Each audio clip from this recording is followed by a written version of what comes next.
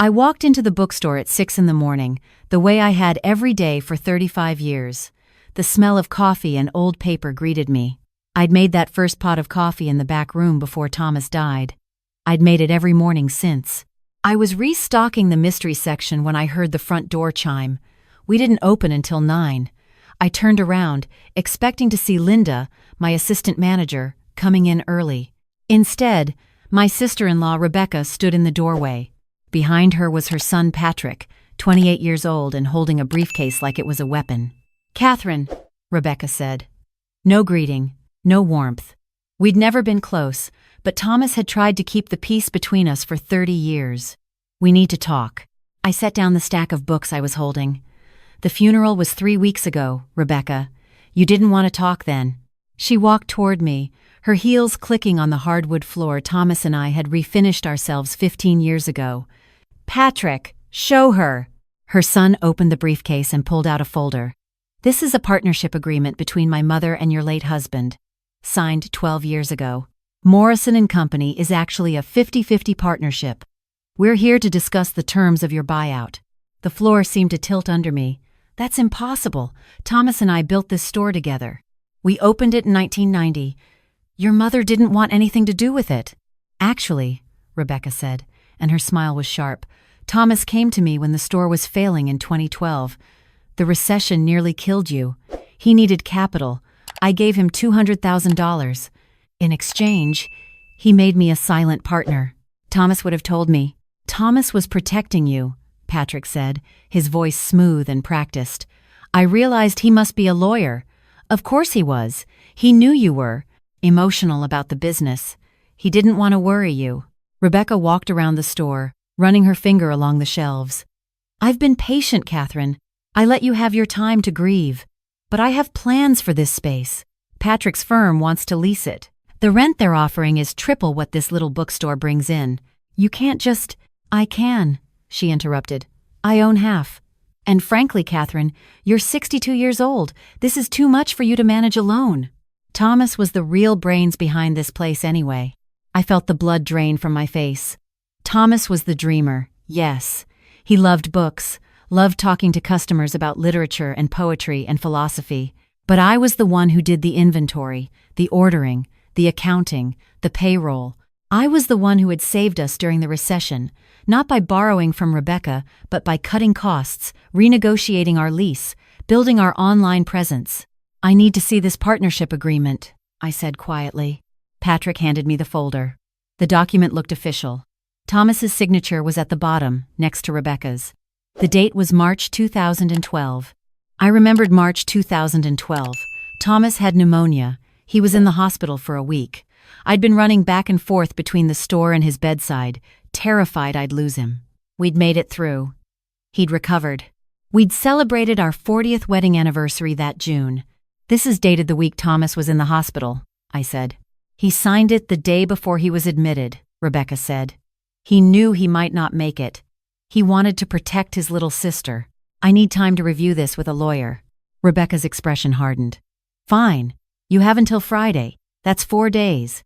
Either you agree to the buyout, or Patrick files papers to force the sale of the business.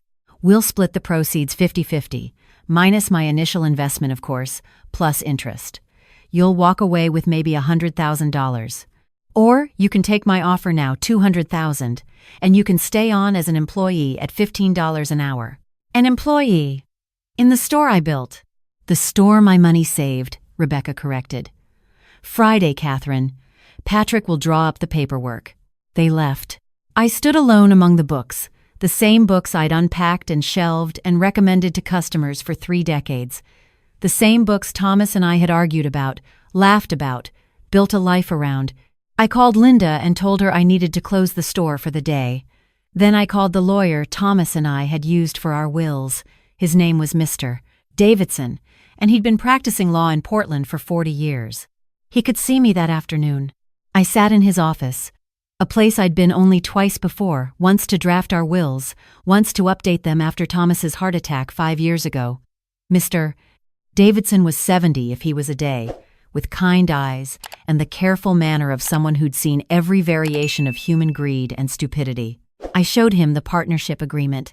He read it slowly, then read it again. Finally, he looked up at me. "Catherine, when did Thomas die?" "May 15th. 3 weeks ago." "And this is the first you're hearing about this partnership?" "Yes." He set the document down. "I drew up Thomas's will. I updated it just last year. There is no mention of any business partnership in that will. Everything was left to you, the store, your house, your savings, everything." "Then this is fake?" "I didn't say that." He pulled out a magnifying glass and examined the signature. "This looks like Thomas's signature. The paper is dated correctly. It's possible he signed this and never told you, but he would have mentioned it in his will. Unless he forgot. Unless he thought it wasn't important anymore." Mr. Davidson leaned back in his chair. "Here's the truth, Catherine. Even if this partnership is legitimate, it should have been disclosed in probate. Rebecca should have filed a claim against the estate. The fact that she's coming to you directly, trying to force a quick buyout, tells me she's either ignorant of proper procedure or she's hoping you are. So what do? You fight it. You demand proof. You make her produce bank records showing the $200,000 transfer. You make her explain why Thomas never declared this partnership on his taxes, never mentioned it in his will, never told his own lawyer about it." He paused. "But Catherine, fighting costs money. Legal fees could run $30,000, $40,000, and it could take a year, maybe more. Can you afford that?" I thought about our savings account. $68,000. Thomas and I had been careful. We'd never been rich, but we'd been comfortable. If I fight and lose, I lose the store anyway, plus the legal fees. Yes. And if I don't fight, I get the buyout money, $200,000, which, after taxes, is maybe $150,000. Combined with your savings and Social Security, you could live modestly for 20 years. You could retire. I looked out his window. I could see Powell's Books from here, the massive independent bookstore that had somehow survived Amazon, somehow stayed alive while hundreds of other bookstores died. Thomas and I used to joke that we were the little engine that could, Powell's was the locomotive, we were the caboose, but we were still on the same track. "I don't want to retire," I said. "I want my store." Mr. Davidson smiled, small and sad. "Then I'll need a $10,000 retainer to start. And Catherine, I have to be honest with you, even if we prove the partnership is fraudulent, Rebecca could tie this up in court for years. You might win the war and lose everything fighting it." I stood up. "Let me think about it. I'll let you know by Friday." I went home that night to the house Thomas and I had bought in 1985, a small craftsman in southeast Portland with a yard full of rhododendrons Thomas had planted. The house felt enormous and empty without him. I made myself dinner. I sat at the kitchen table. I looked at the partnership agreement again and again, trying to remember March 2012, trying to remember if Thomas had seemed secretive, had seemed worried, had seemed like a man who'd just signed away half of our business. I couldn't remember. All I remembered was being afraid he'd die in that hospital bed. I thought about Rebecca, who'd never worked a day in her life, who'd married a software engineer and lived in a house on the West Hills with a view of Mount Hood. Rebecca, who'd told me at Thomas's funeral that it was probably for the best since he'd been getting forgetful anyway. Thomas had been getting forgetful. Little things. He'd ask me questions he'd asked the day before. He'd lose his keys. Last year, he'd forgotten our anniversary entirely. I'd thought it was just age. He was 65. We weren't young anymore. But what if it had been more? What if Rebecca had known? What if she'd known my husband was declining and she'd taken advantage? I went upstairs to Thomas's office, the small room where he'd done the parts of the business he enjoyed, writing book reviews for our newsletter, corresponding with publishers, planning author events. I'd already started packing his things, but I'd barely made a dent. 35 years of books and papers and memories. I started going through his desk drawers, looking for anything related to Rebecca, anything about a partnership, anything about $200,000. I found nothing. Then I remembered the safe. We had a small safe in our bedroom closet where we kept our passports, birth certificates, the deed to the house. Thomas had the combination. He'd written it down for me years ago, and I'd tucked the paper into my jewelry box. I found the combination. I opened the safe. Inside was everything I expected: documents, some old savings bonds, a pearl necklace that had belonged to Thomas's mother, and an envelope with my name on it, in Thomas's handwriting. My hands shook as I picked it up. It was sealed. I opened it carefully and pulled out 3 pieces of paper. The first was a letter, dated 2 months before Thomas died. My dearest Kate, if you're reading this, then I'm gone, and I suspect Rebecca has made her move. I'm sorry I couldn't tell you this in person. I'm sorry for a lot of things. The partnership agreement she's showing you is real. I did sign it. But here's what she won't tell you. I paid her back. Every penny. In 2015, when the store turned around and we had that good year, I paid her back the $200,000 plus 10% interest. I have the bank records here. I have the emails where she agreed the partnership was dissolved, but I never got it in writing. That was my mistake. She said family didn't need contracts. She said her word was good enough. I'm an old fool, Kate. I trusted my sister, and now I'm afraid she'll use that trust against you. The second page is a list of bank account transfers. The third page is an email from Rebecca acknowledging receipt of the final payment. I'm leaving this for you because I know Rebecca. I know that as soon as I'm gone, she'll remember that favor she did for us. She'll remember it with interest. She'll remember it as something bigger than it was. Don't let her take the store from you, Kate. Don't let her take what we built. Fight for it. You were always the fighter. I was just the dreamer who got to dream because you made it possible. All my love, Thomas. I sat on the bedroom floor and cried. I cried for my husband, who'd known he was dying, who'd known what his sister would do. I cried for myself, for the last 3 weeks of grief and confusion. I cried because I missed him so much it felt like my chest was caving in. Then I stopped crying. I read the letter again. I looked at the bank records, clear transfers, dated 2015, going from our business account to Rebecca's personal account. $200,000 plus $20,000 interest, paid over 6 months. I looked at the email. It was from Rebecca's email address. Dated November 2015. Thomas received the final payment. We're square. Thanks for taking care of this so promptly. Glad the store is doing well. Maybe I should have stayed invested. Maybe I should have stayed invested. She'd acknowledged the payback. She joked about wishing she'd kept the partnership, which meant she knew, 5 years ago, that the partnership was over. I called Mr. Davidson at home. I didn't care that it was 9 at night. I have proof, I told him. Thomas paid her back. I have bank records. I have an email from her acknowledging payment. There was a pause. Can you bring them to my office tomorrow morning? 8 o'clock? I'll be there. I didn't sleep that night. I sat at the kitchen table with Thomas's letter, reading it over and over. I thought about the last few months of his life, how he'd been quieter than usual, how he'd sometimes look at me like he wanted to say something and then stop himself. He'd been protecting me. Even dying, even scared, he'd been trying to protect me. At 8 o'clock the next morning, I was in Mr. Davidson's office. He reviewed the documents. He scanned them, made copies, filed them carefully. This is fraud, he said simply. She knowingly presented a dissolved partnership as active. She tried to force you into a buyout based on an agreement she knew was no longer valid. What do? You call her bluff. Tell her you have proof the partnership was dissolved. Tell her you'll see her in court if she proceeds. But Catherine, he looked at me seriously. Are you prepared for the fallout? She's your sister-in-law. This will get ugly. She stopped being my sister-in-law when she tried to steal my life's work. He nodded. Then let's draft a response. Friday came. Rebecca and Patrick arrived at the bookstore at exactly 9 in the morning. Linda was working the register. I'd told her what was happening. She'd offered to stay, to be a witness. I told her I appreciated it, but this was something I needed to do alone. Rebecca had that same sharp smile.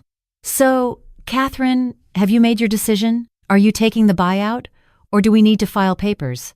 I'm not taking the buyout. Patrick opened his briefcase. Then we'll need to... I'm not taking the buyout because the partnership was dissolved in 2015. Thomas paid your mother back. $220,000, plus interest. I have the bank records. I have your mother's email acknowledging receipt. Rebecca's face went white, then red. That's impossible. Is it? because I have it right here. I pulled out the copies Mr. Davidson had made. Bank transfers. November 4th, November 18th, December 2nd, December 16th, January 6th, January 20th. 6 payments of $36,667 each. Total, $220,000. I handed her the email printout. And here's your response. We're square. Thanks for taking care of this so promptly. Patrick took the documents from his mother. I watched him read them. I watched his expression change from confidence to concern. Mom, he said quietly, did you know about this? I forgot, Rebecca said. I forgot about the repayment. It was years ago. You didn't forget. My voice was steady, calm. You knew exactly what you were doing. You waited until Thomas died, until I was vulnerable, until you thought I wouldn't be able to fight back. You tried to steal my store. It was my money that saved this place. And Thomas paid you back. With interest. You lost your investment. You have no claim here. Rebecca's hands were shaking. You ungrateful Thomas was my brother. I helped him. I helped you. You helped yourself to what you thought would be an easy payday. I turned to Patrick. Your mother tried to commit fraud. She knowingly presented a dissolved partnership as active. That's illegal. If you file any papers on her behalf, I'll countersue for fraud and emotional distress. Patrick closed his briefcase. Mom, we need to go. No, I'm not Catherine, you can't. I can. I have. You have no claim to Morrison and Company. You have no claim to this building. You have no right to be here. And if you ever contact me again about this business, I'll file a restraining order. I'd never spoken to anyone like that in my life. I'd always been the quiet one, the peacemaker, the one who avoided conflict. But I wasn't that person anymore. That person had died with Thomas. This person, the one who'd built a business from nothing, the one who'd survived loss and betrayal, this person didn't back down. Rebecca left. Patrick followed her, his face a mixture of embarrassment and something that might have been respect. I stood alone in my bookstore, my heart pounding, my hands still shaking. Linda came out from the back room. Holy shit, Kate. I started laughing. I couldn't help it. I know. Holy shit. Did you just threaten to sue your sister-in-law? I think I did. She hugged me, hard and quick. Thomas would be so proud of you. The aftermath was quieter than I expected. Rebecca didn't call. Patrick didn't file papers. I heard through a mutual friend that Rebecca was telling people I'd misunderstood her intentions, that she'd only been trying to help, that grief had made me paranoid. I didn't care what she said. I had my store. But I couldn't stop thinking about Thomas's letter, about the fact that he'd known Rebecca would do this, and he'd prepared for it, and he'd trusted me to fight. I realized I'd been operating the store the same way for 35 years. Thomas's way. His layout, his inventory choices, his vision. I'd been the engine, but he'd been the map. Now I didn't have a map anymore. I sat down with Linda one evening after we'd closed. I want to change things, I said. I want to expand the children's section. I want to host more events. I want to bring in local authors, start a podcast, maybe even open a coffee bar. Linda grinned. Took you long enough? We started making changes. Small ones at first. I moved the mystery section to the front of the store. It was our best seller. It should be visible from the window. I expanded the children's section and started Saturday morning story time. I reached out to local writers and offered them consignment space for their self-published books. I used some of the savings Thomas and I had set aside not for legal fees, but for renovations. I hired a contractor to build a small coffee bar in the back corner. Nothing fancy, just good coffee and a place for people to sit and read. The store started to feel different, lighter, more alive. 3 months after Rebecca's visit, I got a call from Mr. Davidson. Catherine, I wanted to let you know Rebecca's attorney contacted me. They're dropping any and all claims to the business. You'll receive a formal letter next week. That's it? It's over? It's over. You won. I should have felt triumphant. I should have felt vindicated. Instead, I just felt tired. That night, I went home and sat in Thomas's office. I'd finished packing his things. The room was almost empty now. I'd donated his clothes, given his books to the store, filed away his papers, but I'd kept the letter. I kept it in my nightstand, and sometimes, late at night when I couldn't sleep, I'd read it again. Don't let her take the store from you, Kate. Don't let her take what we built. Fight for it. I had fought. I'd won. But I realized something sitting in that empty office. The store wasn't what Thomas and I had built. The store was what I'd built, using Thomas's dreams as a foundation. He'd been the visionary, but I'd been the one who made it real. I'd been the one who kept it alive. And now it was mine. Completely, legally, undeniably mine. I could do anything I wanted with it. I thought about selling it, taking the money, retiring, traveling, doing all the things Thomas and I had planned to do when we were older. But I was already older. I was 62 years old, and I didn't want to travel. I didn't want to retire. I wanted to wake up at 6 in the morning and make coffee and unlock the door and help a customer find the perfect book. I wanted my life. A year later, Morrison & Company was doing better than it had in a decade. The coffee bar was popular. The children's section was thriving. We'd hosted 23 author events, and we'd started a book club that met every Wednesday evening. I hired 2 more employees. I gave Linda a raise and made her co-manager. I started a small fund, the Thomas Morrison Independent Bookstore Grant. Every year, I'd give $10,000 to a struggling independent bookstore somewhere in the country. Not a loan, a grant. No strings attached. I thought about making it bigger. I could have made it much bigger, but $10,000 a year was what I could afford and still keep the store healthy, still pay my employees well, still make improvements. It wasn't charity. It was investment. Investment in the idea that books matter, that community matters, that small businesses run by people who care can survive in a world of corporations and algorithms. I never spoke to Rebecca again. I saw her once, at the grocery store, about 6 months after everything happened. She saw me too. She turned and walked the other way. I didn't chase her. I didn't need to. She'd lost more than a fraudulent claim to a bookstore. She'd lost her brother's trust, her nephew's respect, and whatever remained of her integrity. I'd lost my husband, but I'd found something I didn't know I had. I'd found my own strength. Sometimes, late at night when the store is closed and I'm doing the final inventory count, I think about Thomas. I think about how he protected me, even in death. How he knew me well enough to know I'd need proof. I'd need ammunition. I'd need something concrete to fight with. But he also knew I'd fight. He knew I wouldn't give up. He knew that underneath the quiet exterior, underneath the years of being the supportive wife, the careful bookkeeper, the peacemaker, there was someone who'd built a business from nothing and could defend it when necessary. I'm 63 now. The store is thriving. I have no plans to retire. Every morning, I make that first pot of coffee. I unlock the front door. I turn on the lights. And I remember that all of this, is mine. Not because Thomas left it to me, because I earned it.